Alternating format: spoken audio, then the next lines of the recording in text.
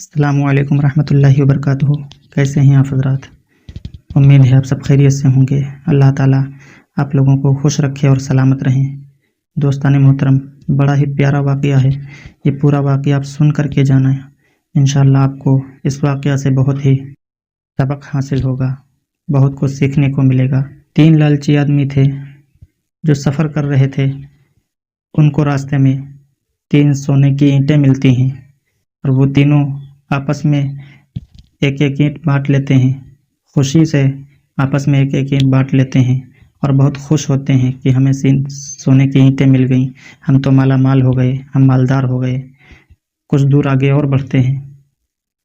راستے میں پھر انہیں ایک جگہ کے اوپر بھوک لگتی ہے، تو وہ لوگ بھوک سے جب بے چین ہوتے ہیں، بھوک جب شدت سے لگتی ہے، تو پھر آپس میں مشورہ کرتے ہیں کہ کھانا کہیں نہ کہیں سے کھانے کا انتظام کیا جائے، کھانا خریدا جائے، اس لیے کہ بھوک سے اب رہا نہیں جا رہا ہے۔ بھوک تیزی سے لگی ہے اور بھوک سے ہم نڈھال ہو رہے ہیں، ہم سے چلا نہیں جا رہا ہے۔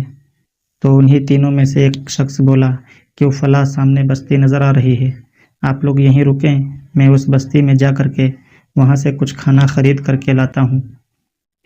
وہ دونوں ساتھی جو اس کے دوسرے تھے وہ وہیں پہ رک جاتے ہیں اور یہ ایک اکیلا شخص اس بستی میں جاتا ہے، کھانا خریدتا ہے اور واپس آ رہا تھا، لیکن راستے میں شیطان نے اسے بہکایا، کیونکہ شیطان انسان کو ہمہ وقت بہکانے کی کوشش کرتا ہے، اور شیطان نے اس کے دل میں وسوسے ڈالنے شروع کیے کہ اگر اس کھانے کے اندر ہم زہر ملا دیں تو یہ جو کھانا زہر ملا ہوا ہمارے 2 ساتھی جو کھائیں گے، پھر وہ اس زہریلے کھانے کو کھا کر کے وہ تو مر جائیں گے اور وہ ان کے حصے کی اینٹیں پھر ہماری ہو جائیں گی، تو ہم اور بھی زیادہ مالدار ہو جائیں گے۔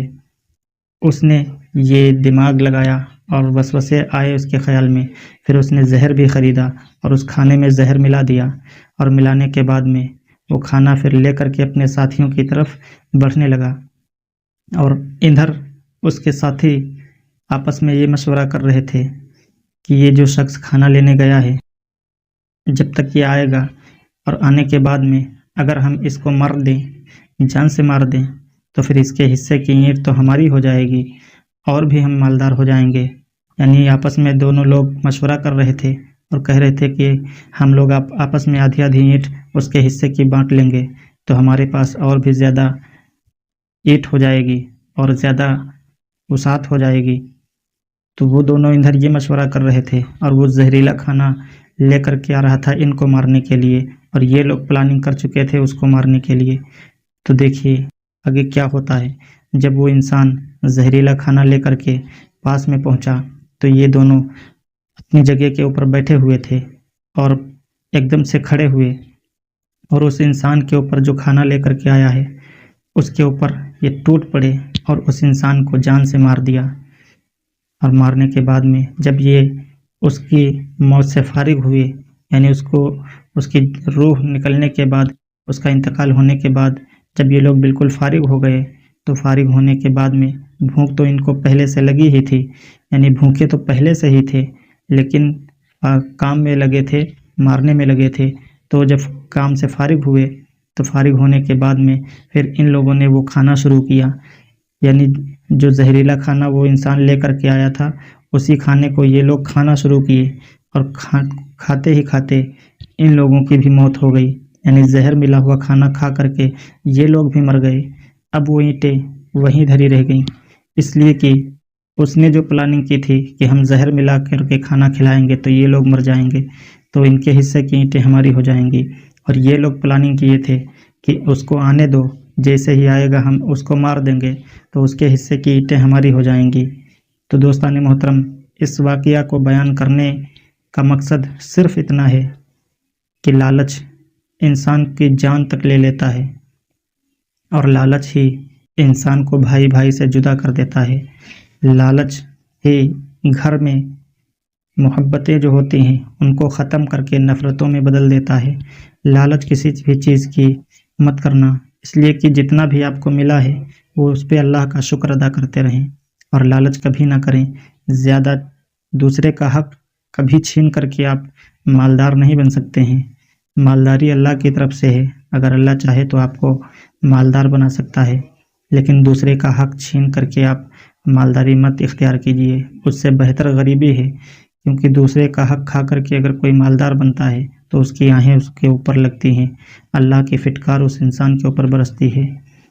ہاں میرے عزیزوں، کیونکہ دوسرے کا حق کھانا بہت بڑا گناہ ہے، کبیرہ گناہوں میں آتا ہے، تو دوسرے کا حق نہ چھینیں اور زیادہ لالچ نہ کریں۔ جتنا بھی آپ کے پاس ہے بس اللہ سے دعا کریں اور سچی محنت کریں، حلال رزق تلاش کریں، اللہ تعالیٰ اسی میں آپ کے لیے برکتیں عطا فرمائے گا، اسی میں آپ کا مال اللہ تعالیٰ اور بھی زیادہ بڑھائے گا۔ حلال رزق تلاش کریں، حلال رزق میں ہمیشہ لگے رہیں، کیونکہ حلال میں برکتیں ہیں، حرام میں اللہ تعالیٰ نے برکتیں نہیں رکھی ہیں۔